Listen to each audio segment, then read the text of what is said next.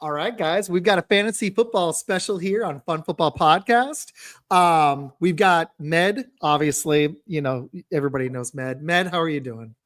I'm doing pretty good. I know that there's a person that dropped out, so Isaac asked me. I was like, you know what? I'll be a couple minutes late, but you know what? Made it on time, so here we are. Thank you, buddy. I appreciate you. No problem. And I am very excited. This is another awesome guest. We've had a really good run to start this season. This is very exciting. We've got Justin Herrera. And you know what? I'm going to try to do my best. I don't think I did the coach justice. He is the co-host of TSS Fantasy. He is a charter I'm going to make sure I got this right. He is a ranker for Fantasy Pros and is a charter for FTN Fantasy. Justin Herrera. How you doing, man? Oh man, thank you. I haven't gotten an introduction like that before. That's awesome. Thank you. The reason why is because he just basically introduced Coach Mike London last week. Is like, this is Coach Mike London. I was like, no, dude, you need to up that game a little bit. Yeah, put some respect on that name. I'm glad that he came through for you this time, though, Justin. I'm going to be working on my intros for everybody moving forward. Before we get going, I'm going to do much better with this. We got some comments.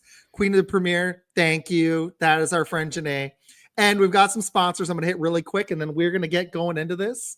We've got Undefeated Live is a sponsor. Play for free, and you can win real prizes and pick'ems and contests. Download the free app, Undefeated Live, and use code FunFootballPodcast. They've got a season-long pick'em for a grand prize of $1,000, and they've got weekly pick'ems. Also sponsored by Sportcoin, the world's first sport cryptocurrency. Check it out on X at SportCoin1. And the last sponsor, PositionPicks.com. It's a free-to-play college fantasy football game. Sign up and compete against me under League Fun Football Podcast League, or you can check it out on X, Bagley Bowman, or just go to PositionPicks.com and check it out. You need at least 4 to play. You sound so professional. Trying. All right. So, Justin, before we get into fantasy stuff, I'd love to hear a little bit about you. Tell us, how did you get started with Fantasy Pros and FTN and TSS Fantasy? And that's under That Sports Network, right? Yeah, That Sports Podcast Network. Yeah, there we go. Like 4 years ago, I got in with a company called Belly Up Fantasy. I found a passion for writing. I just kept on going, and eventually I was put on as a injury correspondent for Fantasy Pros. I ended up becoming a ranker, which is really cool, kind of exclusive club. And then I ended up becoming a charter. I've been a charter for 2 years now. It's nice. It makes you watch all the games, and it makes you really kind of enjoy the little nuances. Like, because you're constantly looking at, like, who's lining up where, who's lining up against who, what's the scheme that we're doing with the run game, what's the pass, all that type of stuff that you don't really think about until you have to be, like, in that position where you're reviewing film all the time. So, I think I'm just blessed to be on this train, to be honest with you, because the industry is one of those things where you have to kind of be working really hard to get ahead. And, I didn't think I worked that hard, but somehow I got ahead. Good for you, man. And I understand that. This is a grind. Sorry, Matt, go ahead. If you don't grind, you don't shine. It's you definitely have risen to the top of the cream. I don't know about that, but a little bit further than I thought I would, for sure. Tell everybody a little bit about your podcast, TSS Fantasy. Yeah. TSS Fantasy, it is the abbreviation for the shit show. And I love it. FA is just going in there. Just 4 or 5, depending on Freddie wants. Okay. Guys just I'm in the show. Let's turn a league. So the shit is just great. If you could just put some to the side, and I'll eat it a little bit later. Our summer series. All right, thank you. You're good. I muted him. No, You're good. You're good. We're doing our summer series right now. So if you want, after this show, pop on. I'll be on that afterwards, 9:00. We've got Jamal St. Sierra coming on, who's a reporter with the Jacksonville Jaguars. And then we also have a reporter from the Houston Texans who does Bleacher Report. And he's coming on to and they're just coming on to tell us how camp's been, how the prep for preseason's been, how those rookies are looking, and how everything's going between those two camps. We call it our rivalry series because at the end of it, we highlight the rivalries and we kind of just give them a quiz show to kind of send them out and give them their first W or L of the year. So it's a lot of fun. So if you have any bit of time, hop on afterwards. It's TSS Fantasy on That Sports Podcast Network. Love it, dude. Hey, the reporters thing, that's really, really smart. I've had a couple on, but I need to keep doing that. That's good. That's smart stuff, man. And that's the exciting thing right now. I mean, there's been so many, Anthony Richardson going down. That was kind of fun for me. I got to send that to my dad, and I was like, hey, your star quarterback already got hurt. Check that one out. He's got him in our dynasty league, and he's like this close to cutting him, and he's in his doghouse. But I mean, you got the tackle for the Chargers out. Those are monumental shifts that are already happening that people that aren't tapped in. I mean, it's already impacting the NFL. So I love it, dude. And then can you, before we keep going, can you tell everybody a little bit about FTN Fantasy? Yeah, hold on one quick second. Let me deal with my dog real quick. You're good. Me and Med can carry. You're good. Go ahead, man. Okay, so while he's gone, Med, I'm gonna have him answer when he gets back. If you guys didn't catch it, please go back and check out the show from Monday. I'm gonna start doing better with this too.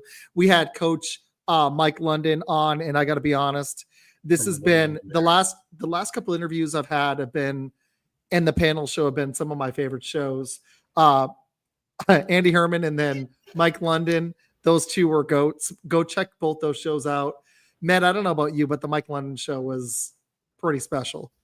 No, it was amazing. It's always great to actually talk to someone that has made it to that tier, especially me being a former coach.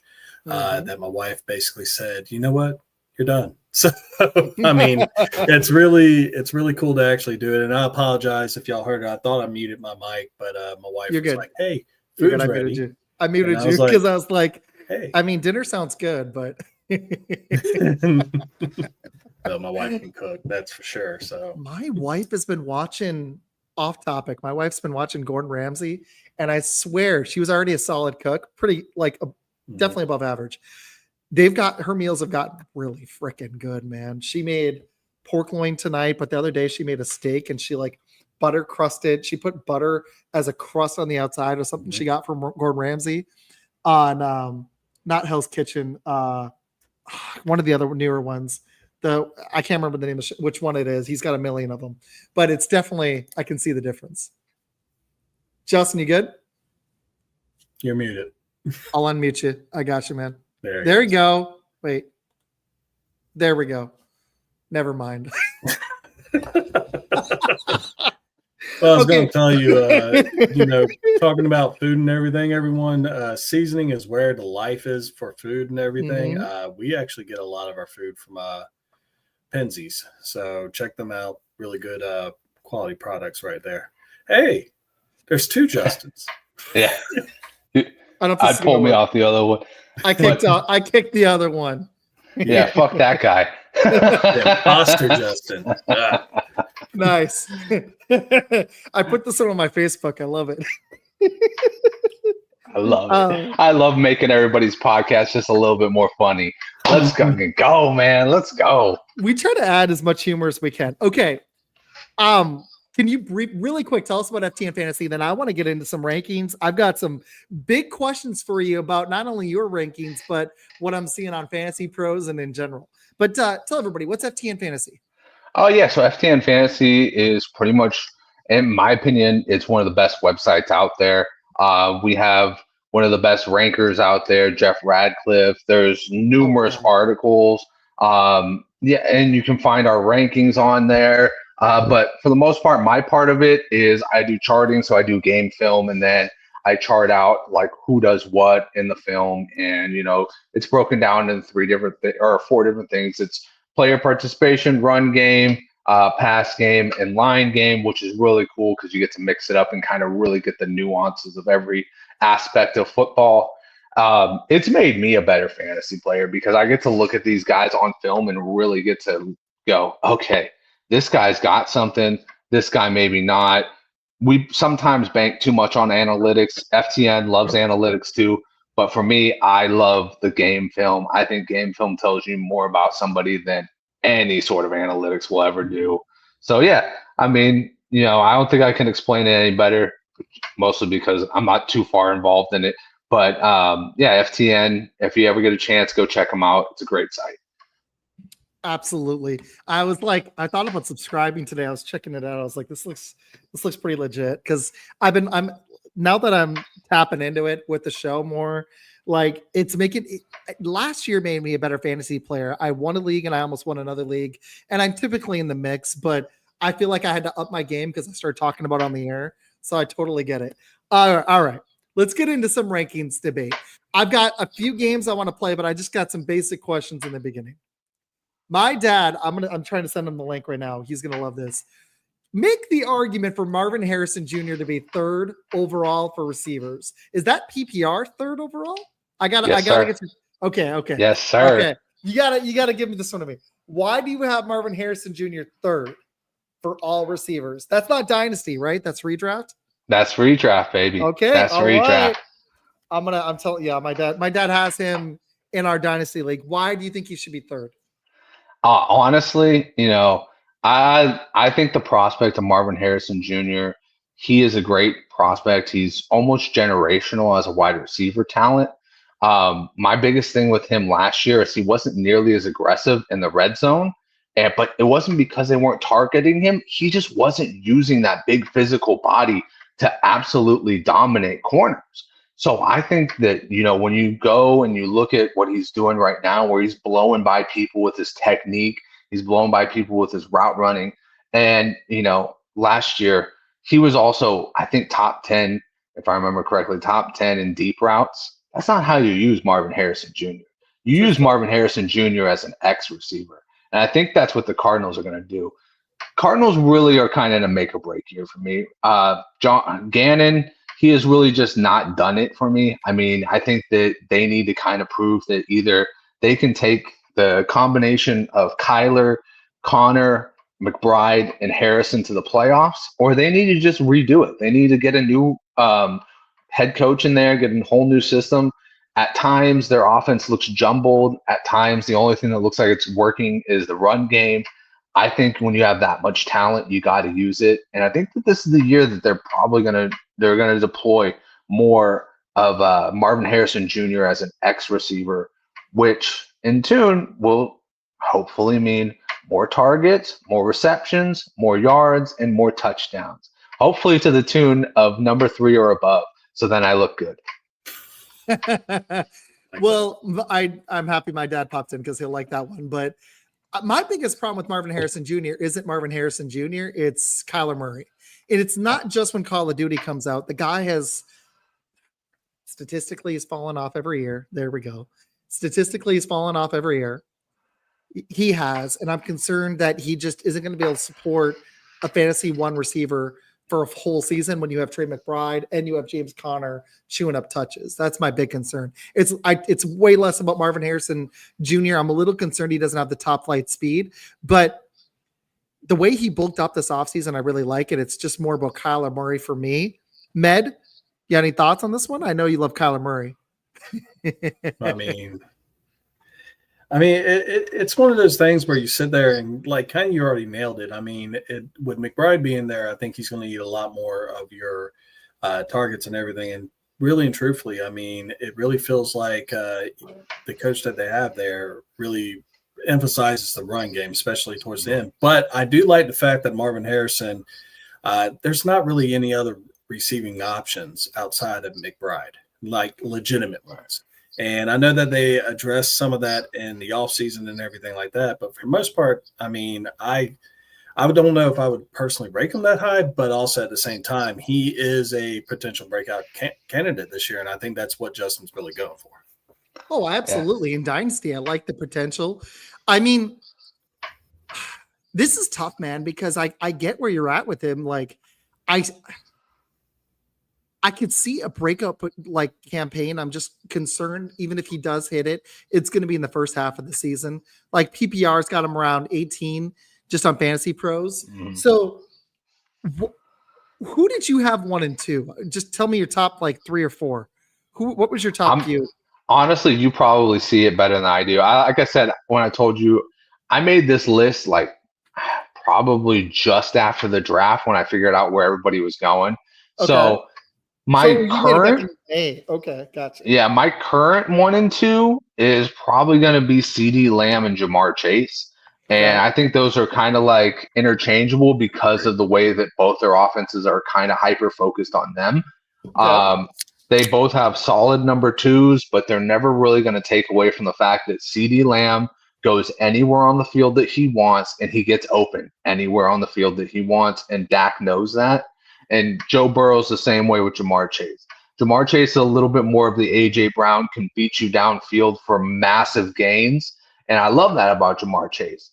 But, to me, it's probably Lamb and it's probably Chase 1 and 2. Marvin Harrison, I think I'll probably pull him back because while I do believe in the kid, you guys do make valid points. I wish I was in control of the offense because then I would just say, fuck it, let Kyler cook. Let Kyler cook.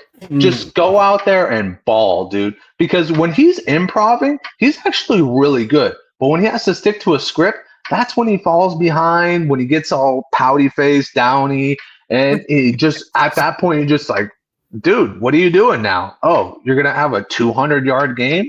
Get the fuck out of here. Yeah. So to answer your question, it's probably Lamb and Chase 1 and 2. Now, with me, I mean, everyone has their own opinion. The only thing that I wonder about, because I agree definitely with Chase, because T. Higgins just cannot stay on the field. He always seems to get hurt for a little bit of time. I mean, a lot of people love him, but that's just me. Now, the one I am concerned about is CeeDee Lamb with George Pickens coming to Dallas. And supposedly Jake Ferguson will be coming back healthy again. Do you think that I mean, CeeDee Lamb is their offense. They have no running. Yeah. So, and Dak, they're BFFs. So, I mean, I definitely see I can see CeeDee Lamb just really just nuking it this year like he did last year too. So, well, my biggest thing is that this Dallas offense has no run game to revolve around. Yeah. Like, who are we talking about? Javonte Williams, Miles Sanders? Get the fuck out of here. Miles Sanders? How are you? Jadon Blue, Phil Maffa. Do you know that Jadon Blue just had an MRI? I think he has like a knee injury or something like that. Like, what are we talking about? The 3 running backs on the roster. Yeah, I mean, they've got as many running backs as Cleveland's got quarterbacks over there. And, actually the only one I really like at deep stash is Phil Maffa, because that dude's just a beast and he's been proving it in training camp. But, I mean, who knows if he makes it? You can only hope that Miles Sanders gets cut. You never hope that somebody loses a job, but at the same time, for your dynasty team, you're like, it's kind of time to go to the retirement. I mean, this is a guy that ran, and he really cashed in after he left Philly. I mean, when he went to Carolina, I think he averaged 2.5 yards per carry. So, I mean, call it for what it is. Oh, garbage. Yeah, it was. He got benched so fast in Carolina, man. That was just. And what's really ironic is Rico Dowdle went from Dallas to Carolina. I love Rico and Dowdle. Miles Sanders went from Carolina back to Dallas. I kind of like the but I think Miles Sanders is going to be done. I think the only running back they have that has a chance, if Blue can get healthy, is some little lightning and thunder combo with Blue and in Maffa. And Maffa's the guy I like. I'm a little concerned about the speed, but I wish Dallas hadn't cheaped out, because I actually think, in all seriousness, that they could have a decent O-line, especially run blocking. They picked up Tyler Booker. I thought that was a slick pickup. They were a decent running team last year. I wish they'd invested more in the running position. They could have brought back Rico Dowdle for $5 million a year. I think he only signed a 1-year deal for $5 or $6 million. They should have done it. Yeah, 100%. Or you know what? Here's the thing. You went out, you got Tyler Booker, you solidified that line, you anchored it down for another 10 years. Go take a shot on one of those second-round running backs. Yes. I mean, Travion Henderson, trade up, go get. I know it's a bad taste in everybody's mouth, but I just believe that it's the Cleveland curse. Quinishon Junkins, I think, would have been a perfect fit there if he didn't do what he did. Before you even said it, as soon as you were like the Cleveland curse, I was like, oh, Junkins. Yeah. This is what I know. wanted the Bears to get. Bad. Oh my God. I've been drafting him like crazy prior to that because I was just like, oh, this dude's just gonna go ham sandwich in the chug roll. And now I'm like, oh, he's gonna be eating ham sandwiches for the next 8 months. My dad picked him at 10 overall. This was crazy. So I went all in. I don't want to read my whole freaking team, but I traded for Josh Allen. I only had 3 picks in this draft. We do a 6-round dynasty thing. And I decided to go all in on my team. And I basically have Josh Allen, Saquon, Jonathan Taylor. I just flipped a move for Aaron Jones and Stevenson. So I'm a little thin at running back, but I really good top if Saquon Barkley and Jonathan Taylor stay healthy. And then at receiver, I've got Brian Thomas Jr., Scary Terry if he can get on the field, DJ Moore. And then in my second flex spot, I've either got Matthew Golden, Jack Becker Stevenson, or Aaron Jones. So I'm pretty good. My dad went the all rookie route, and he picked up Ashton Genty, number 1. Number 2, he picked up Travis Hunter. He traded up to 6. He got Travion Henderson at number 6, and then he took Judkins at number 10. So I love the way he did it too. I have Hawkinson, so I think I have a legit chance of the Super Bowl this year. I only have a 4th rounder next year, so I've got to ride this out for 2 years. The McLaurin is talking trade with New England. I heard that. JB, thanks for hopping on, dude. But so I love my dad with the all-in gamble with Judkins, but if the dude can not only get signed, but get his head on straight and get through all this legal stuff, the talent's there, man. It sure is. And you just kind of hope that he's one of those guys that halfway through the season they realize Jerome Form is not it, and it gets on the field after his suspension or whatever the hell they end up doing for him. I think it'll be like somewhere in the ballpark of 4 to 8 games, and he just starts ripping it because they're gonna have no other option. I love those situations sometimes though when it's like you just give him the shot, right? Chuba Hubbard was that. Just give him the shot. And then the guys that do take it, you go, okay, that was a great freaking steal. I'm glad I held on to him. Okay, I got a couple more I got to ask you about. It's not your ranking.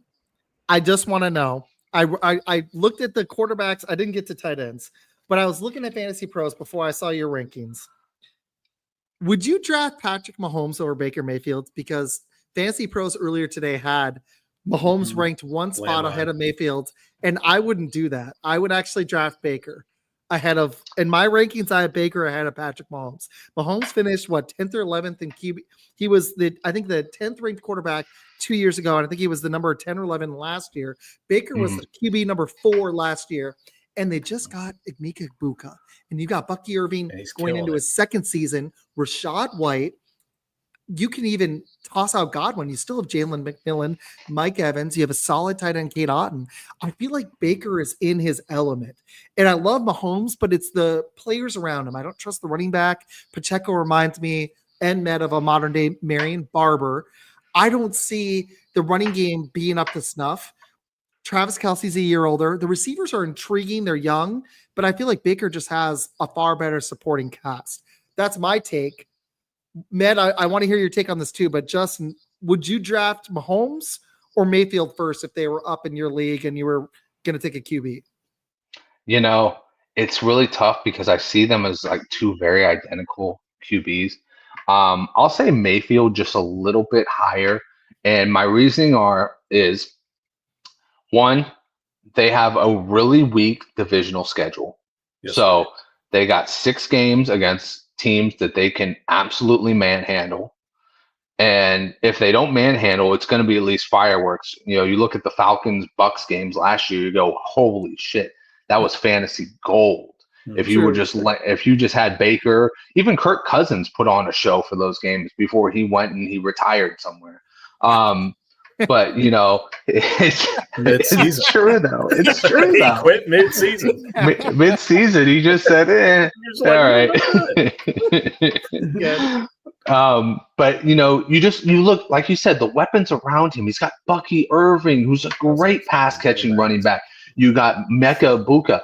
Jalen McMillan is low key my favorite guy to replace Mike Evans when Mike Evans is done. I think he has got all the talent in the world. He showed it last year, and I think they have bigger plans than just making him the 4 wide guy this year.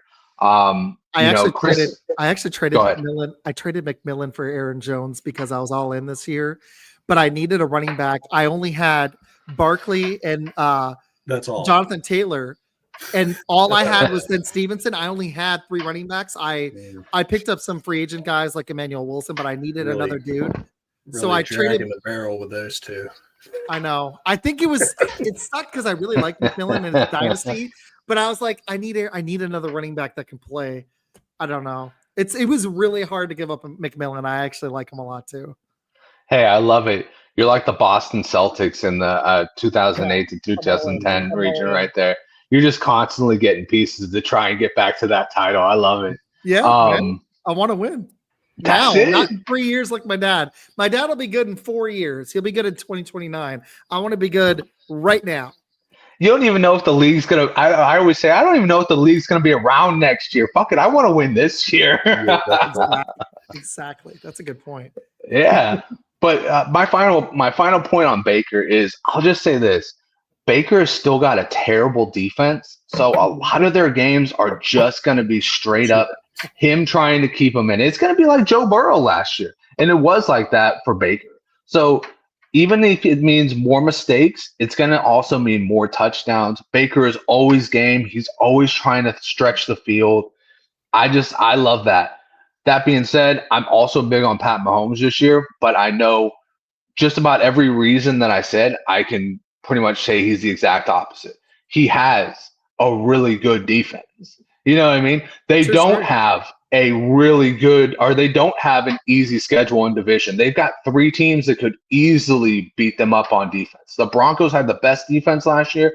The Chargers under Harbaugh gave them fits. The Raiders, okay, maybe that's the easy one, but the Raiders still somehow find a way to make it a game.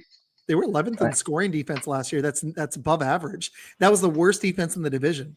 That division was a bloodbath in defenses. So it's still, I mean, you still got Max Crosby. I know they lost Wilkins, but it still is a solid defense. So yeah, man. That was the other thing. I was like, Mahomes, that division's going to be brutal. Denver, they drafted Jahdae Barron. They pulled the Philadelphia Eagles. They drafted strength on strength, drafting Barron in the first round.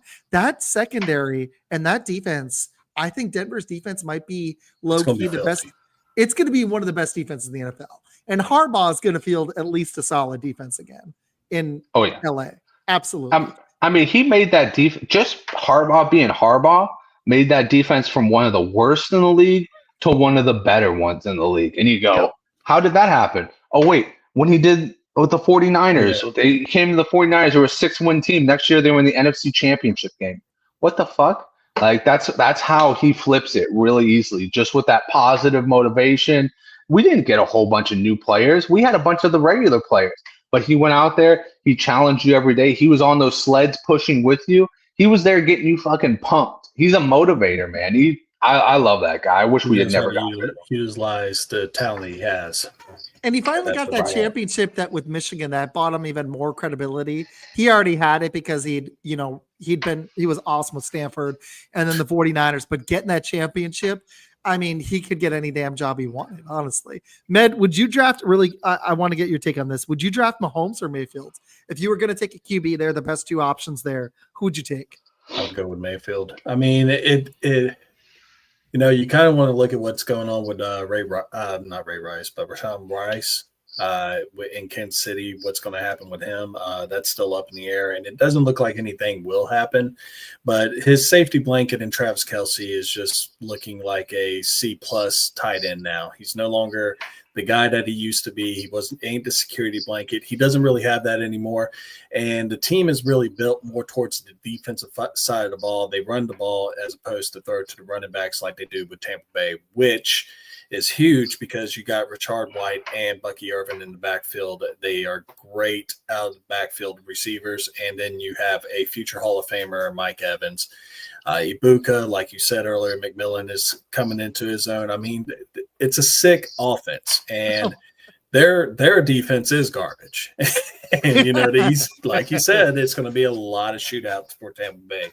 It'll be a very interesting year down in at TB, that's for sure. Okay, I want to ask about the Packers and Bears QBs, but I gotta ask you guys a running back question because we've hit every position. We've even talked that question. Yeah.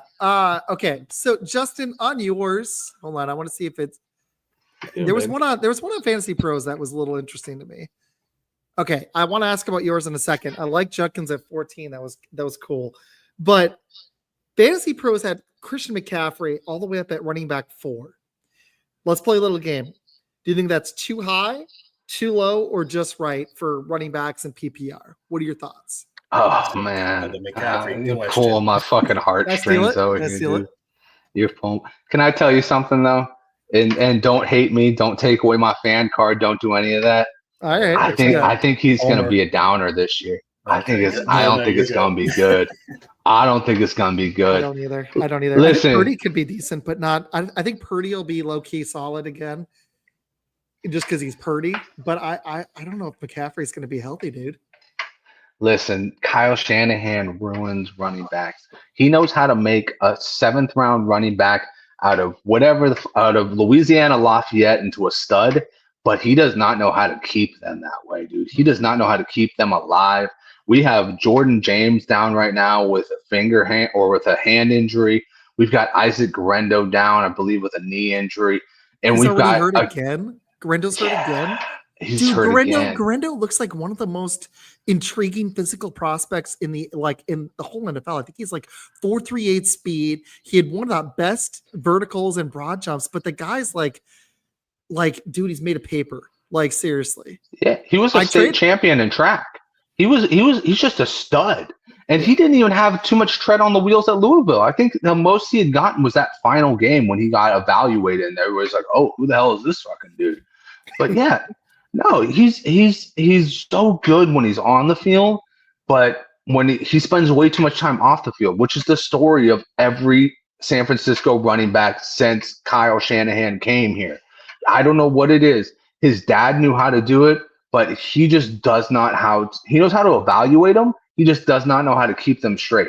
And I think that's mostly because he doesn't know how to actually like monitor and meter the snaps. Exactly.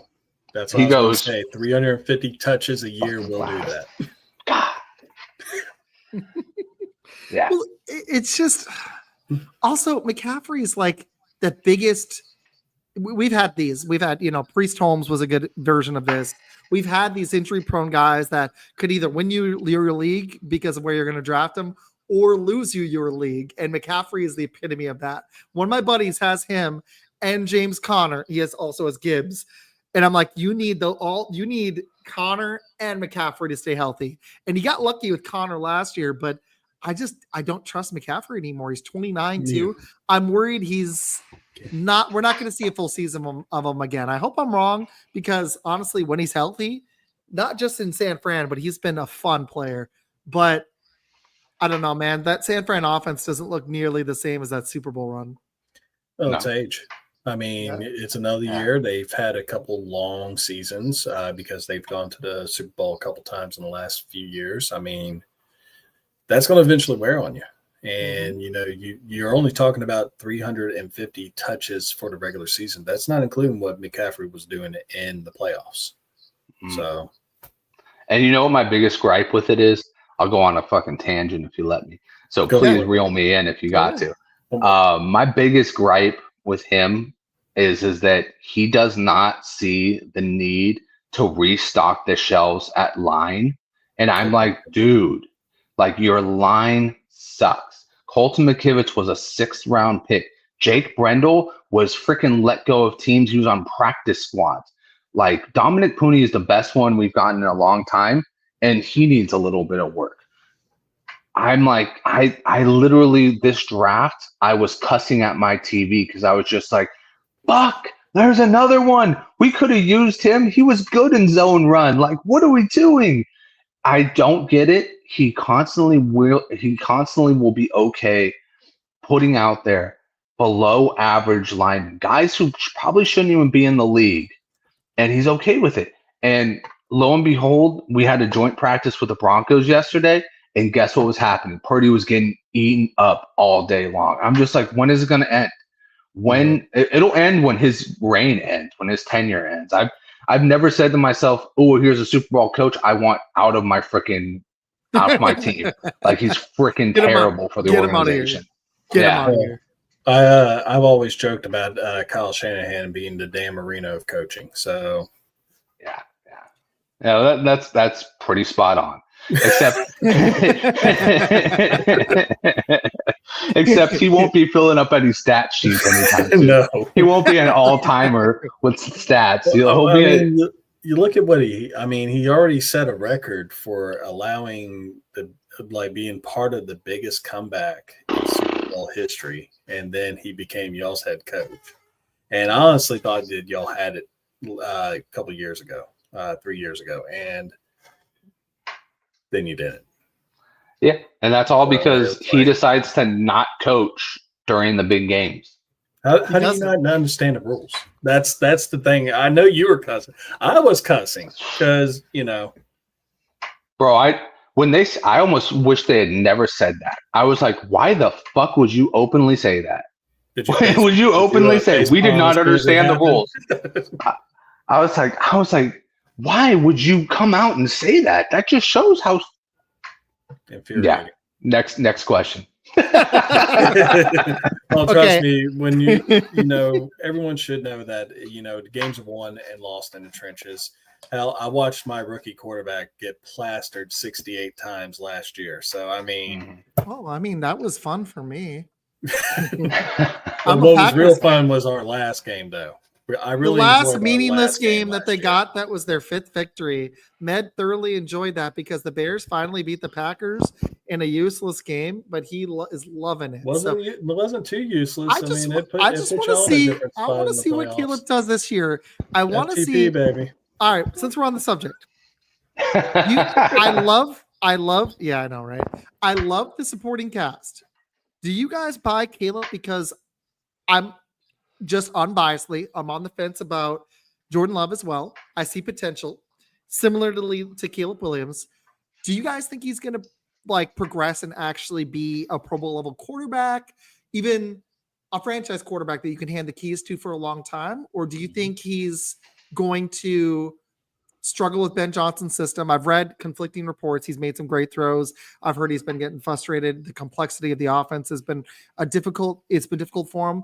I'm kind of in the middle where I'm thinking it's going to be a slow start and a strong finish because it's another offensive coordinator, and Ben Johnson already ran a complex scheme in I was reading a long article on ESPN and another site about this today.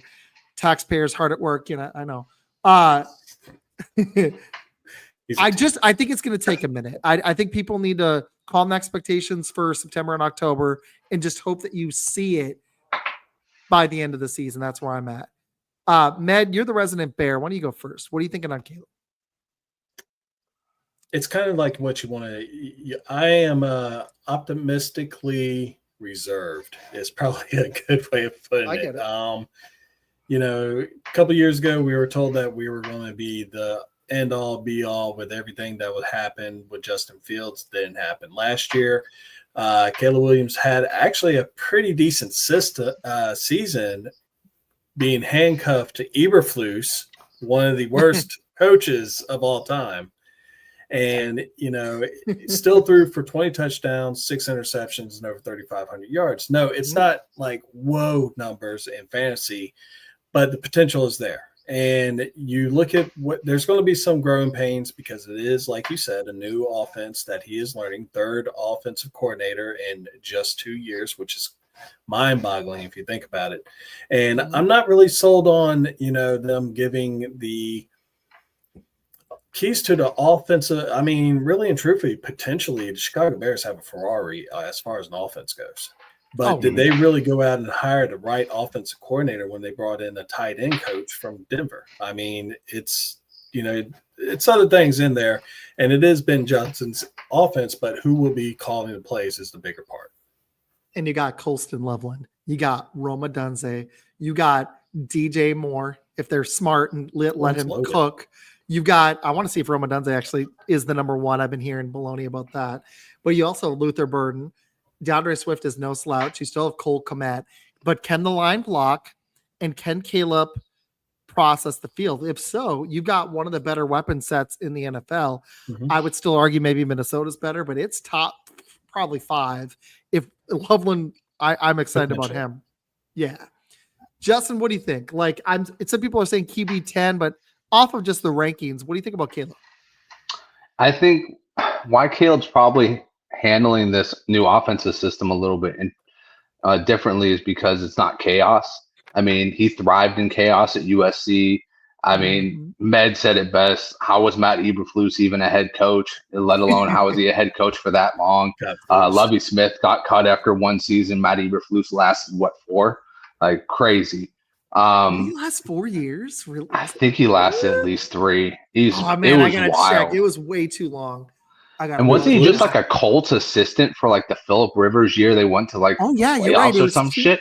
It was 2.5 years with the Bears, which was mind-boggling because of how quick the NFL. They're not quite like the NBA yet, but they'll cut coaches after a year.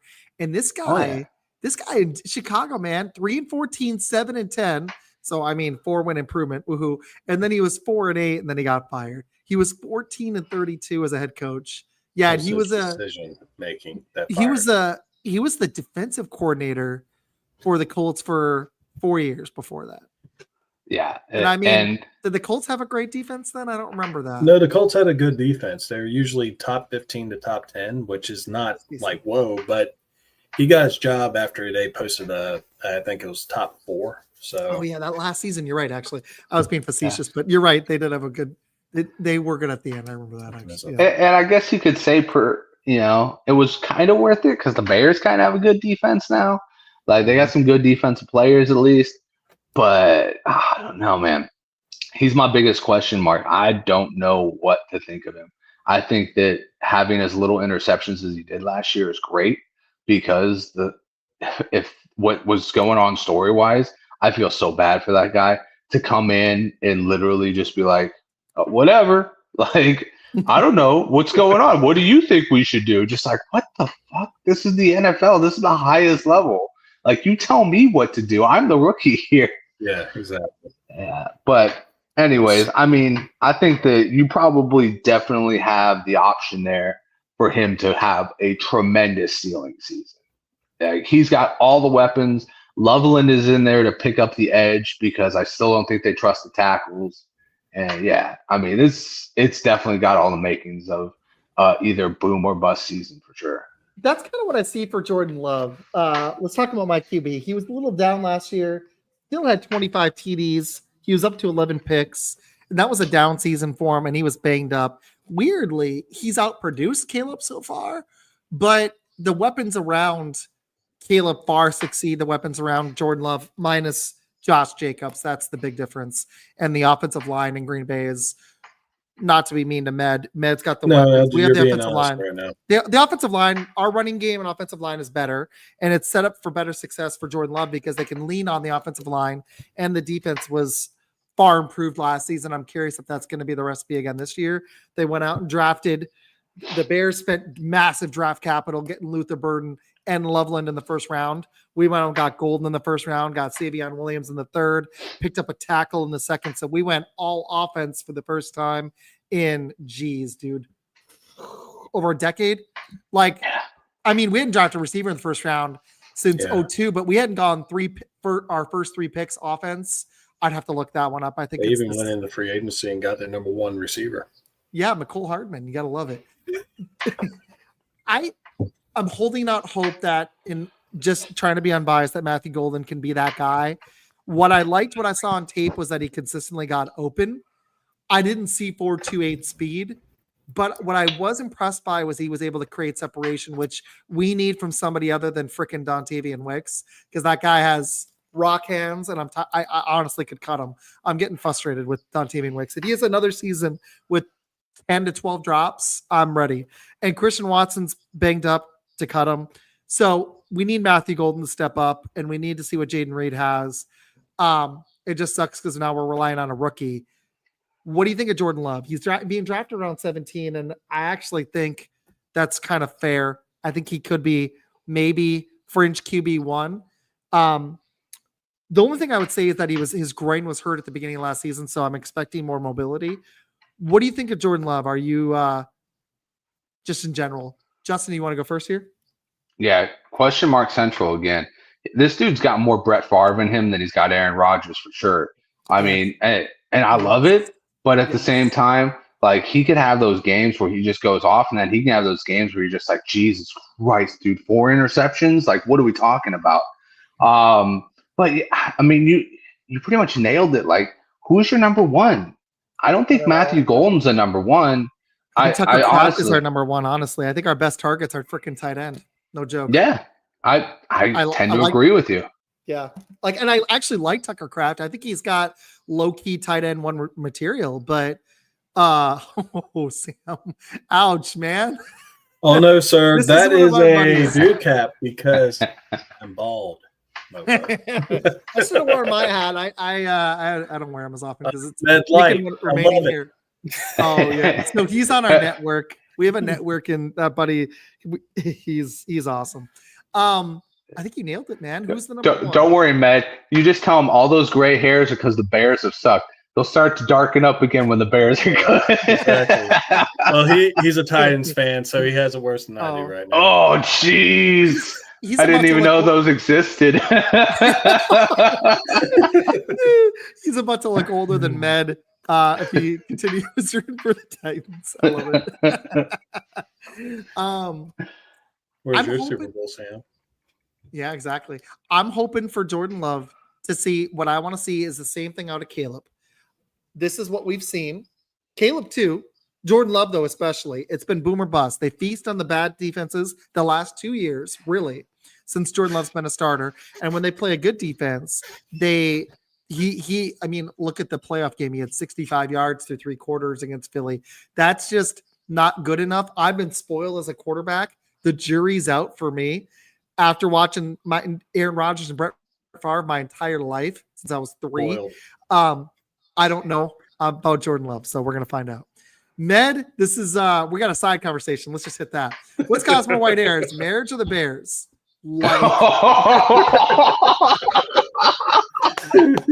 I'm on a tangent. They're in the comments, and I was trying not to bust out laughing. I love it. Oh man, awesome.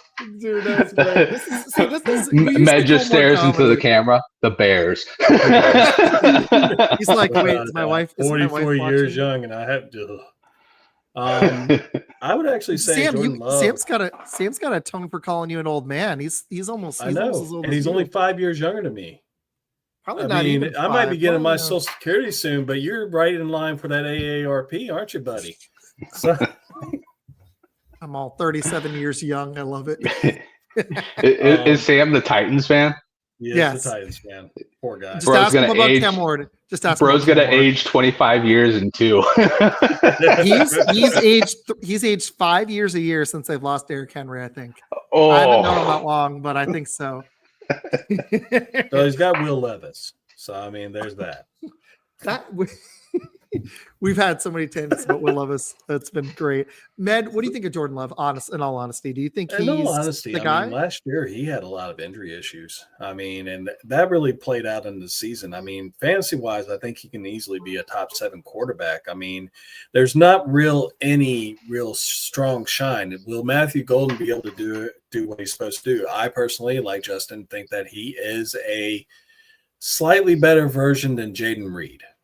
And, both real quick, shifty receivers that will work great in the slot. You don't really have that tall, throw it up and let me go get it receiver on the outside. All your receivers are small. It's unreal. Like, other than the third rounder we drafted, ones, I know. They'll have small.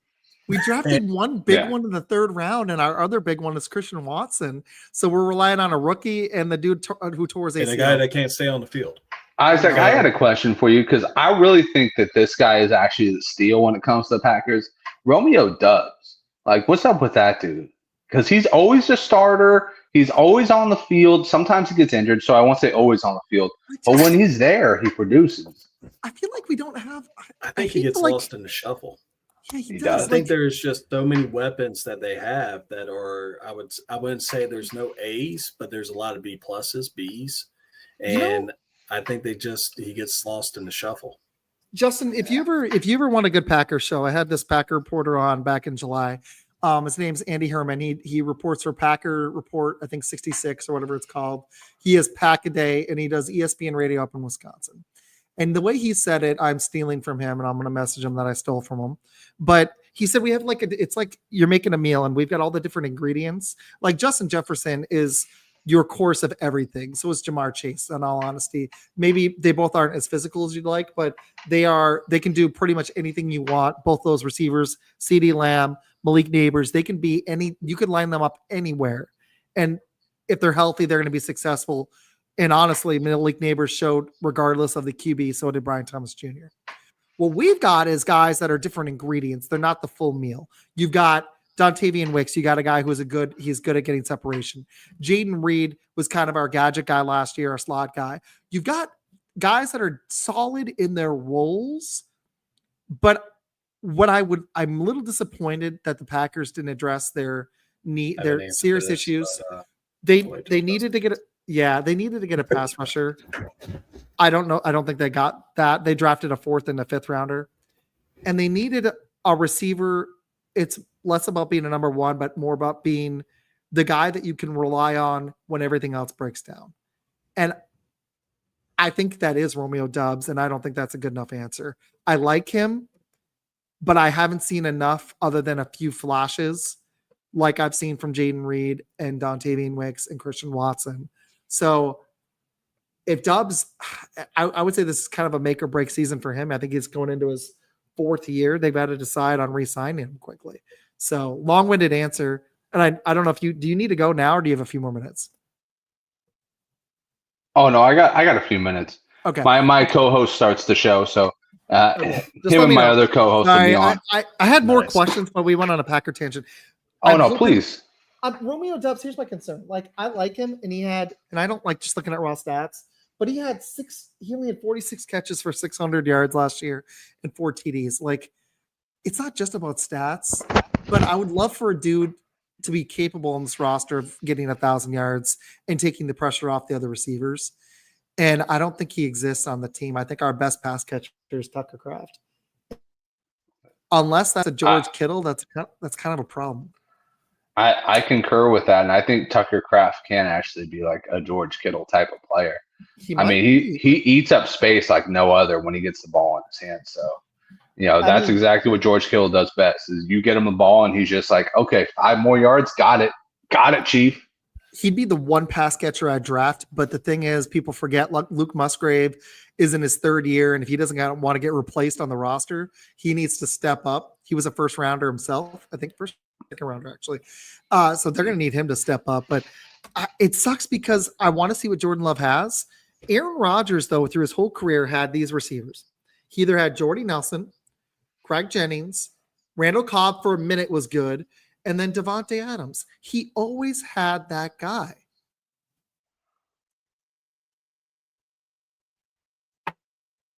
Who's the guy? Can't hear you. I was going to say you cut out. Or Jaden Reed or Romeo Doubs. Me? Yeah. No, you're good. You're good now. You're good. You just cut out for a second. So I'm hoping that the guy exists. But it was a fun little conversation because I hadn't gotten to go deep into the Packers yet, so that was cool. Med, I know you cooked up some questions. I want you to hit one if you got them. Yeah, I got just one question, but I mean, I have to just real quick on the receivers. And talking about the pack of day about how everyone's a different recipe, or a different ingredient. It really just feels like y'all just made an egg souffle because everyone is eggs. And you got a lot of slot receivers. You went out and got McCole Hardman. You got Matthew Golden in the draft. You got Jaden Reed. I looked at the size of all your receivers, and there's only like a 3-inch difference between the starters. They're all like around 6 foot. They picked nobody with size except for Savion, who will probably be the gadget guy. He's like 6'3" or 6'4". The only other one with any size is Christian Watson. So unless Savion's going to carve out a role, you're right. He's throwing a bunch of short dudes. That is not the case in Chicago. No, at all. No, we have a lot of tall people. He's going to get I definitely have a running back question for fantasy when Justin gets ready. What's yours? I got a couple too. I don't know if you got to see. I sent it to you in the chat. Did you get to see his rankings? Yeah. No, I've been looking at it. I like the Najee Harris move at 11. That's interesting. I actually like that because you look at what John Harbaugh has done in the past. I mean, Najee, he's not going to give you eye-popping numbers, but he will give you consistent numbers. He's going to give you 65 to 80 yards per game with probably a touchdown. So, I mean, he's still going to get it. What about Marion Hampton? Do you think if the system's going to support 2 RBs? Because I actually could see it. I could see it. Now, I did see that Lade McConkley, it was injured earlier this week. He just got cleared back in for practice. And they did go out and they brought Trey Allen back. They got Trey Harris, so I think they're going to try to throw the ball maybe a crack more. But we both know Jim Harbaugh loves to run the ball. He's going to punch the run. My only concern with Najee Harris is that he might get eclipsed by Hampton, but I actually could see them both being top 25 running backs. I just think Hampton, I really love the potential there, but I could see them both getting 10 to 15, 18 touches a game. I think it depends on who gets more touchdowns. If Najee Harris gets like 12, 13 TDs and near 1,000 yards rushing, that's going to be probably top 12 running back numbers. It depends on how many touches Hampton gets. Yeah, no, and the only thing that will actually hold back Hampton is Najee Harris and vice versa. Mm-hmm. That's the way I look at it. So, I mean, it's not like, did you see the Denver Broncos running back chart? They listed RG Harvey as the running back 5 on their depth chart. I'm like, is Sean Payton just trying to piss? Like, what is he doing? Trying to piss the rookies off? He's not enriching himself with his number. He's not enriching himself with his rookies. You want to start the question, then we'll kick into it. I know he's only got a few minutes. What you got? No. Basically, looking at, there's a couple players that are really high on people's boards and everything, but the one question I really have is, why is Ashton Genty so high as 5th to 2nd on average draft position for running backs? I've seen people say that he was picked higher than Saquon Barkley, higher than Jahmyr Gibbs. Mm-hmm. And, Christian McCaffrey, I definitely understand that because of the injury history. And Derrick Henry just came off a really great season. How are you rating him above those 3 guys? So he's asking about Ashton Genty. He's talking about how high ranked he is. Justin, I'm going to let you cook. I got to use the restroom really quick. But Genty is number 6 on y'all's website. What do you think of Ashton Genty? I think that's probably just more like rookie bias. A lot of people do it with they did it with B. John Robinson and Jahmyr Gibbs. Mm-hmm. You kind of just look at the next big thing. A lot of people are saying he's going to be rookie of the year, So I think that a lot of the times when we do fantasy, we fall out of love with guys when we think that they hit these peaks. And Derrick Henry is one of those guys. Now at 30, Derrick Henry did better than most people do at 25. Mm-hmm. So, there's read the room a little bit there. But, I think with Genty, a lot of people are pointing to, he's got the whole offense to himself. He's going to be well utilized because he's going to be getting tons of touches. Yeah. And then, I can't remember really a running back that was super successful as a rusher and a pass catcher for Pete Carroll. He usually just sticks to just like hard rushing guys, like guys that he wants to utilize that way. But it's also Chip Kelly's system. So maybe Chip will, Chip did just come off of using Travion and Quinshon Junkins, and he used Travion mostly as a pass catcher. Honestly, for me, Genty is probably about like 10. So I think, him at see that. A little bit of a I like 10. 10 makes sense. Because it still is a running back one, honestly. But as good as this guy is, I mean, we're still talking about the freaking Raiders here, right? Well, that's the way I look at it. Is you got you have a quarterback that's not exactly going to light it on fire. And Oh wait, you don't believe in Geno? well, I mean, he is Pete Carroll's creme de la yum. At this point, he's pretty much Pete Carroll's stepson. Like he loves drafted. You went and traded for him. I mean, you got a Pro Bowl out of him. I mean, that's pretty impressive. In fact, I hope Sam's still on here when I say Pete Carroll's greatest accomplishment was making Geno Smith a Pro Bowl quarterback. Don't mention, if you ever have Sam on your show, or Justin, or if you ever go on his show, don't mention Ryan Tannehill. Okay. That'll really drive him nuts. He's one of our best buds, but it's really fun. Just mention it. Just mention it. Your best quarterback. We try to make as much comedy on the show as we can.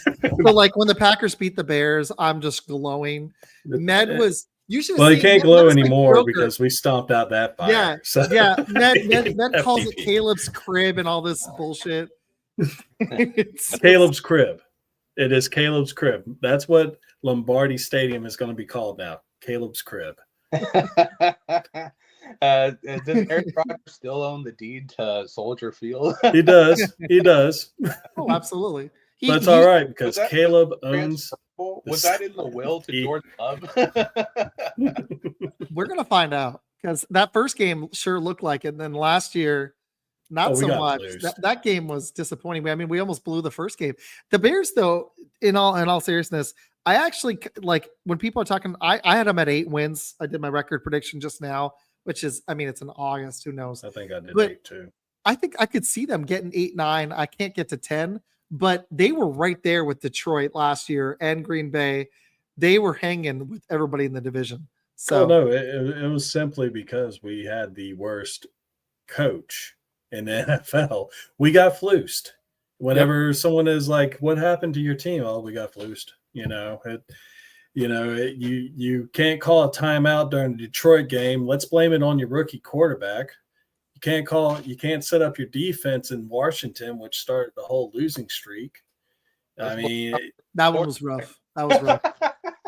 You guys blew like 3 or 4 games at the buzzer, right? Yeah, no, flus. I'm really excited to see what he does wherever the hell he went. Where did he go? He got signed. I know he's a DC somewhere, but I can't remember where. I want to say it's Dallas. Hold on. Yeah, he's the defensive coordinator of the Cowboys.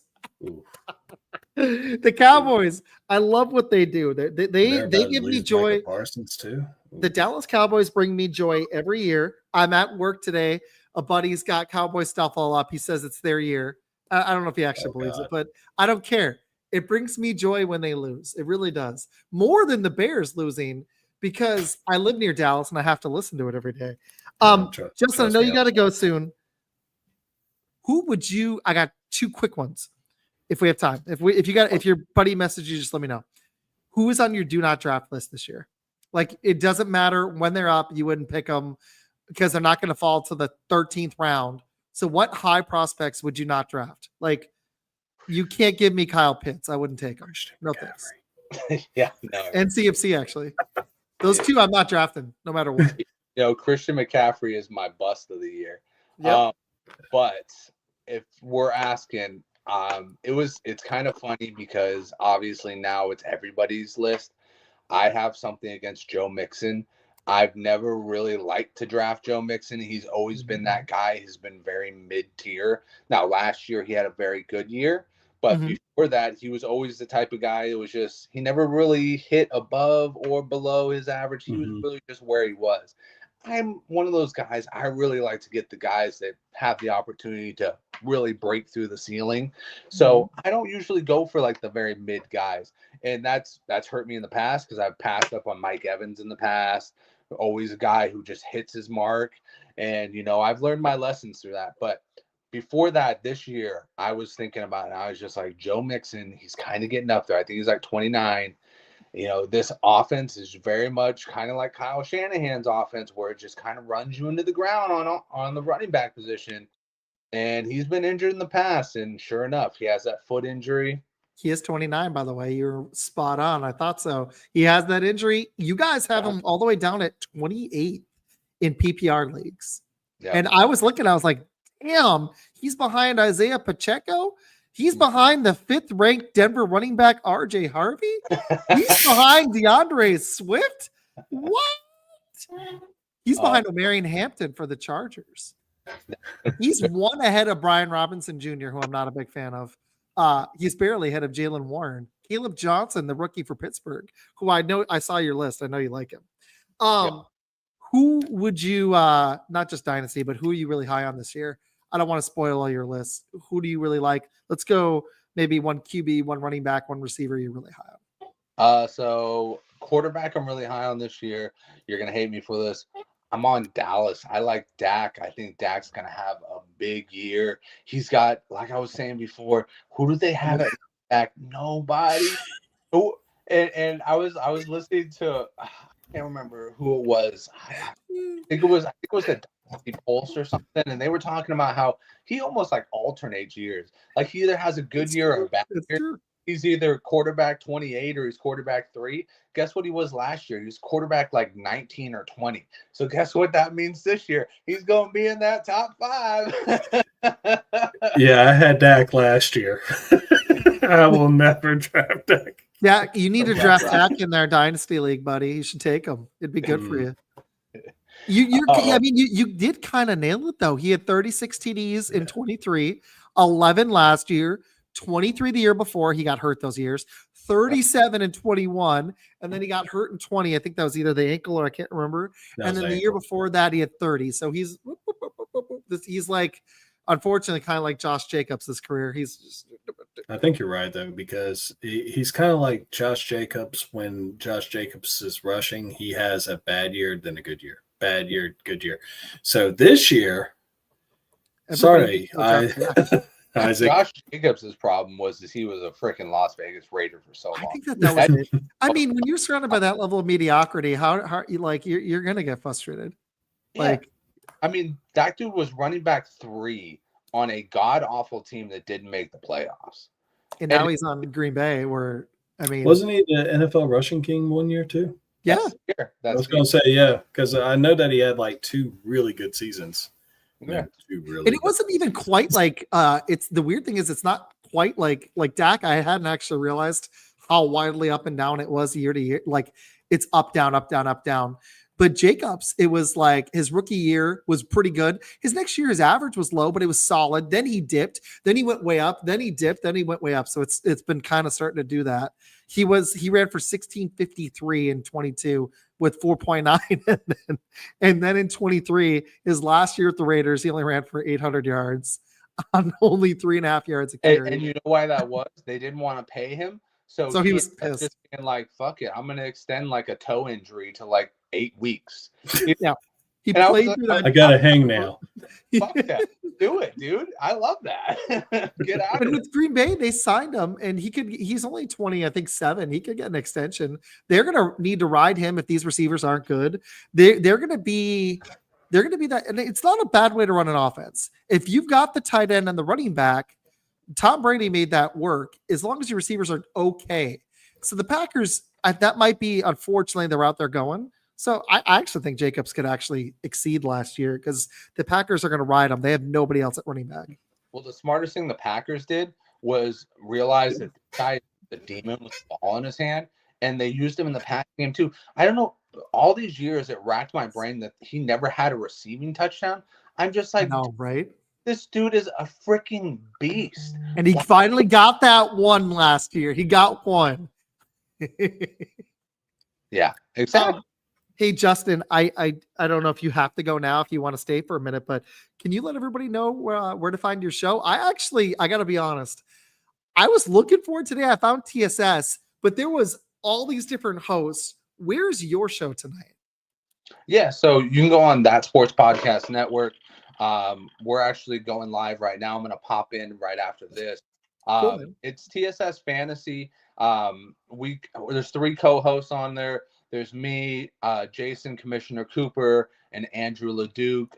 We do a show. We're doing all the summer series, so we're actually down to our last 2 divisions. This week is the AFC South. Next week is the AFC or the NFC East. We're finishing out with the Eagles and the Cowboys. It's going to be a lot of fun. And strong division tonight too. AFC South. What's that? Strong division tonight too. The AFC South. Oh yeah. But strong cast tonight. We have a reporter for the Jaguars, Jamal St. Clair. There, going to be talking about Travis Hunter and everybody else that's working on that offense. Hopefully they get something going. And then we also have somebody from I can't remember what his podcast was. I think it was like the Texans Loaded or something like that. But he is a correspondent and Bleacher Report for the Texans. So it's a stacked room. Always come in with questions. We love questions for our reporters. We're there to kind of get the information for you guys because we love it. We like talking fantasy, but we like being smart about fantasy and learning about the guys that are doing well in camp. So that's why we put this series together. Awesome, dude. Love it, man. Oh, Justin, I have one humble brag I could actually say about fantasy football. Oh, yeah. You're looking at a paid fantasy football commissioner. Whoa. Yeah, I know. I get someone actually pays me to run their fantasy football league. Man, you got to get me in on those contracts. And not $10 either. It's way more than that. It was enough where I was like, how much is it to get in the flipping league? For the amount of bullshit you have to put up with as commissioner, you should have your buy-in paid for and still get a little bit off the top of everybody's stuff. It's not even my league. Like, I'm not even playing in it. I'm literally the only guy. I'm basically a guy that just goes in there and says, okay, your trade can go through. No, Mr. Referee over here. So who's the Patty Mahomes and the Chiefs that is like throwing a little bit of under your And it's so funny because I was having drama on my fantasy league and I almost like I was close to messaging him. I was like, my dad's the commish though, so we sorted it all out, but it was a headache. I was like, I might need to get that professional commish. The commish. Dude, it was an honor having you on, man. Seriously, yeah, this man, was a lot of fun. We should do this again. I'm going to be having a lot of fantasy specials this year. Go check out Justin Herrera. Where's it live? YouTube? Where else? Yeah, YouTube. Anywhere you find your apps or your podcasts, we're everywhere. We run the YouTube part of it. Trust me, come on YouTube. I make funny faces when people say stupid shit all the time. So, let's get it going, guys. I'm about to hop on right now. We're about to talk some Jaguars and Texans. I'm getting text messages from these guys right now. Where are you at? You go ask them about Travis Hunter and Brayshawn Tootin. I want to know about those 2 rookies. Bro's got me pulled up right now and he screenshotted me and they're both like, what the fuck is this guy doing? Is that his own show? I'm just like,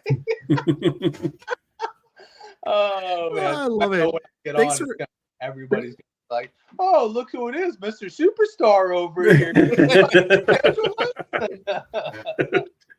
Well, thank you for hopping on, dude. We appreciate it. I want you to come back on later this season. I'll hit you up later, okay? Have a good show, man. I appreciate you guys. Thank you so much. Thanks, man. Okay, Matt, I got one last one for you. Let me kick him really quick, and then we'll wrap this up, okay? What you got? Hold on, let me kick him. Okay, everybody's still here. Thank you for watching. All right. Thank you. Ned, if you're taking a running back, let's just say like Jamar Chase was gone. Actually, I got 2, but I'll make them quick. Would you take Bijan Robinson or Jahmyr Gibbs in PPR first? Just between those 2? Well, let's say you're going to go running back. And on Dynasty Pros list, they've got overall, they've got Jamar Chase, number 1. And then you are up at number 2. And for whatever reason, you decide you're going running back. So Chase is gone. And if you really like Justin Jefferson, let's say he goes number 2. Bijan Robinson and Gibbs are the top 2 running backs. Right. Which, I mean, I think Saquon should be up there too, but that's another debate. Who'd you take between those 2? Or would you take another player? Not Dynasty, redraft.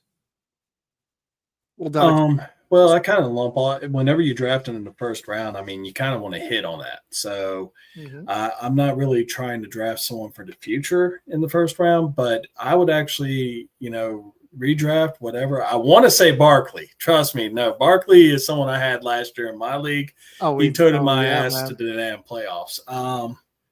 But you said Gibbs or Robinson. And I'm going to tell you, I'm going to say Jahmyr Gibbs, strictly because he has the breakaway factor. Bijan Robinson does too, but he also has Algier in the background that will actually take away from him. And he also has a less proven quarterback in Michael Penix Jr., which there's a lot of rumors going on that Arthur Blank is already kind of tired of him. And I was reading up on that. Yeah, no, I was reading up on it today. And they said that he's already kind of had his later. And interesting. I was like, it's only been a year. But, that says a lot. That's tough. That's tough. That's not good for Atlanta. And I mean, I don't even know. A lot of people really sit there. They really think about the fact that, when you have a running back, you want to have someone that they hand the ball to all the time. Well, you do. But you also want to have a competent quarterback that can actually keep the defenses honest and not have them load up the box with 8 people at a time. Most NFL quarterbacks can do that. But when you look at the differences between Jared Goff, which we all love Jared Goff, and Michael Penix, you're going to go with Goff. Penix, he's developing. And, yeah. I agree. I think Robinson is up there too, but I like Gibbs a little bit more. Gibbs his average was even higher last year, even though Robinson started doing better. He went up to 4.8. Robinson had 14 TDs. I'm looking at the receiving. Robinson had 431. Gibbs was actually more productive last year. My only concern is David Montgomery is more of a factor than Algier. That's my only scare with Gibbs. I think I like the talent. I can't believe I'm saying this. I do think I like the talent and Gibbs better. I think Robinson is higher on everyone's list, but I think I'm with you, actually. I think you talked me into it. And looking at the stats and thinking about the QB and Penix we both have our reservations about Jared Goff in the playoffs, but this is the regular season, baby.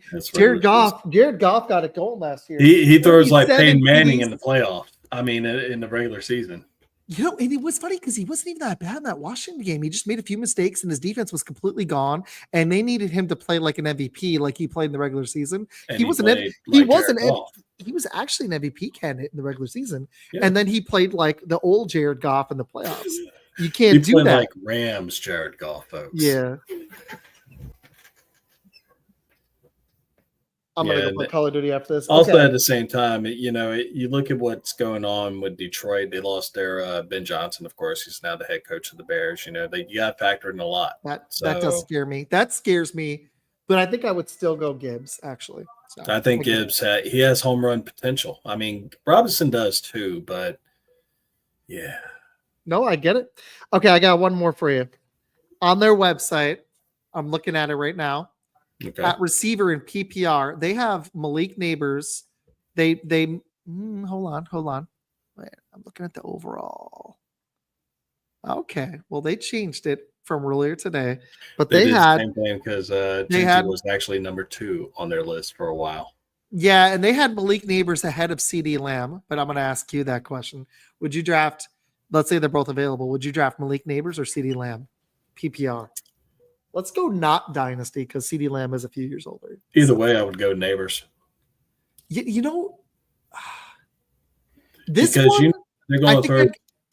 It's the QB. I think while I have my reservations about Dak, you got Russell Wilson, James Winston. If they start Winston, I'm with you. They're going to start Winston. It's Russell Wilson. I mean, Russell Wilson's going to start a couple games. Don't get me wrong, but as soon as he fails in like week 2, they're going to put Winston in, and they're just going to be like, just sort of. What about Jackson Dart? Do you think he gets some time? What about Jackson Dart? You think he gets? He'll probably get some time later on in the season. I mean, he's got to sit back and watch it. He's a development type player. I do like Jackson Dart. I think he is. the number 2 quarterback in past year's draft. Do I think he's on the same level as Cameron Ward? No. No, I don't either. No, I think not he even could close. develop, but He yeah, could. He will be Eli Manning light, maybe. yeah, it's so funny that But he doesn't have the arm strength that Eli had either. So Sam's so down on Cam Ward. I know Cam Ward might not have been a first rounder last year, but the gap between Cam Ward and the next guy in this draft is like the ocean. it's Cam Ward. Look, see, and I know a lot of people are not really high on him. Cool fact about Cam Ward is he was a 0-star recruit coming out of high school. No way, really? Yeah. All right. So there you go. I like Dropping it. facts. I like it. 0-star recruit. 0-star recruit. When I read that, I was kind of shocked about it. But no, I mean, you look at what he was able to do. Not just he went to community college, killed it at community college, got an offer to go to Washington State. Watch the videos at Washington State. Yeah, in Miami, he had an ass load of weapons. Watch what he did at Washington State. And that right there, I was sold on Cam Ward 2 seasons ago before he went to Miami. All right. I like it. Good stuff, dude. You got anything else you want to hit? I appreciate you coming on, man. Last second, too. No problem. I wish I kind of wish I would have been able to actually research a little bit more. But hey, we got an important person coming next week.